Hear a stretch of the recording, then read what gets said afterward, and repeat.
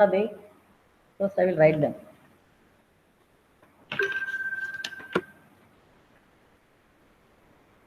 Circular convolution of two sequences by matrix method. Matrix method, very easy.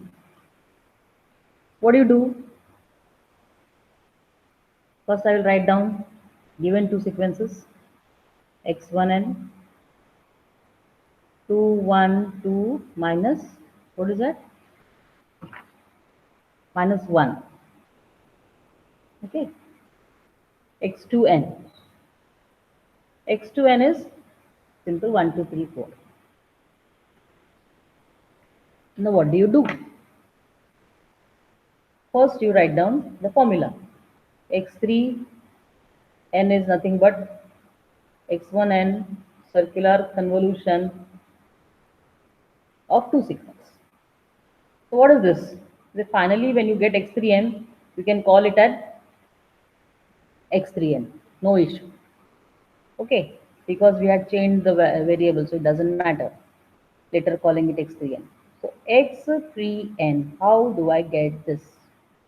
I have one matrix. I have another matrix. One I will keep as it is. Suppose this is, what is this sequence? The second sequence. Now what do I do with this x1? See, this is x2n. Okay, a column vector. This will be x1n. Now how I will generate this x1? Just pay attention. I will first put this as 2, 1, 2 and minus 1. Remove this minus 1. Keep it here. Now because you are lifting this, there is an empty place. So what happens when minus 1 comes here? 2 gets down. So it is 2, 1 and 2. Lift the 2 here. Next comes is minus 1, 2 and 1. Lift the 1. You get 1, 2, minus 1 and 2.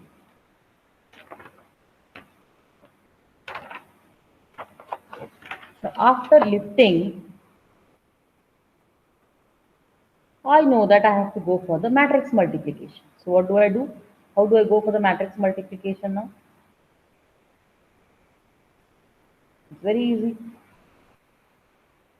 First row, the column. Every row I will multiply with this column. 2 into 1,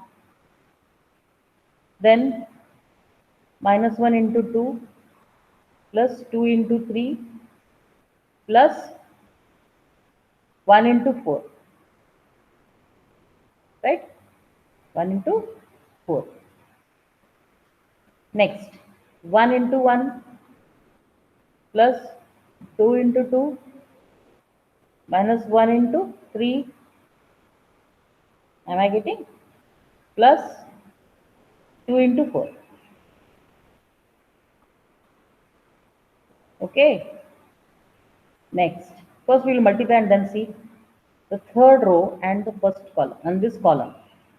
2 into 1 plus 1 into 2 plus 2 into 3. Somebody join me. 2 into 3. Then you have minus 1. What is that? Yeah. Into 4. Minus 1 into 4. Next. Minus 1 into 1. Minus 1 into 1. 2 into 2. Plus 1 into 3. Plus 2 into 4. So I am getting all the values. What do you do here? You can just write down over here. This 2 minus 2 plus 6 plus 4. This becomes 10, right? Next, 1 plus 4 minus 3 plus 8. What does this become? Yes, is it 10? Yes.